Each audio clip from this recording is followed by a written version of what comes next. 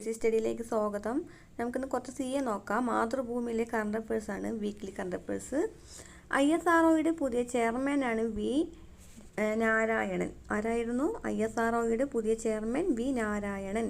2025 ജനുവരിയിൽ അന്തരിച്ച ഫ്രാൻസിലെ തീവ്ര വലതുപക്ഷ പാർട്ടിയായ നാഷണൽ റാലിയുടെ സഹസ്ഥാപകനാണ് ജീൻ മാരി ലേപ്പെൻ. എന്താണ്? 2025 ജനുവരിയിൽ അന്തരിച്ച ഫ്രാൻസിലെ തീവ്ര വലതുപക്ഷ പാർട്ടിയായ നാഷണൽ റാലിയുടെ സഹസ്ഥാപകനാണ് ജീൻ മാരി ലേപ്പെൻ. 18ാമത് പ്രവാസി ഭാരതീയ ദിവസിൻ്റെ വേദിയാണ് ഭുവനേശ്വർ, ഒഡീഷ. അപ്പം 18ാമത് പ്രവാസി ഭാരതീയ ദിവസിൻ്റെ വേദി ഭുവനേശ്വർ, ഒഡീഷ.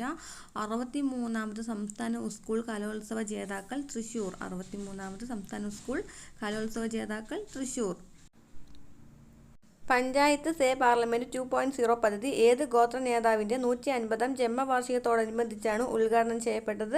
ബിർസ മുണ്ട. എന്താണ്? പാർലമെന്റ് സേ അഥവാ പഞ്ചായത്ത് സേ പാർലമെന്റ് 2.0 പദ്ധതി ഏത് ഗോത്ര നേതാവിൻ്റെ 150ാം ജന്മവാർഷികത്തോടനുബന്ധിച്ചാണ് ഉദ്ഘാടനം ചെയ്യപ്പെട്ടത്? ബിർസ മുണ്ട. ഇവിടെ ഒരു ക്വസ്റ്റ്യൻ വിട്ടിട്ട് നോക്കാം. 2025 ജനുവരിയിൽ അത്ലറ്റിക് ഫെഡറേഷൻ ഓഫ് ഇന്ത്യയുടെ അത്ലറ്റിക് കമ്മിറ്റി അധ്യക്ഷനായി നിയമിതനായത് അഞ്ജു ബോബി ജോർജ്. എന്തായിരുന്നു? 2025 ജനുവരിയിൽ അത്ലറ്റിക് ഫെഡറേഷൻ ഓഫ് ഇന്ത്യയുടെ അത്ലറ്റിക് കമ്മിറ്റി അധ്യക്ഷനായി നിയമിതനായത് അഞ്ജു ബോബി ജോർജ്. ദേശാടന പക്ഷി.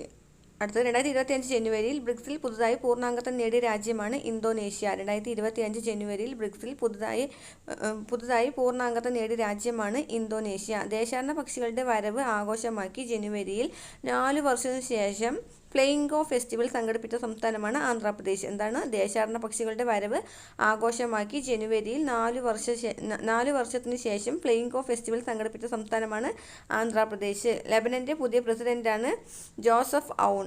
എന്താണ്? ലെബനൻ്റെ പുതിയ പ്രസിഡന്റ് ജോസഫ് ഔൺ.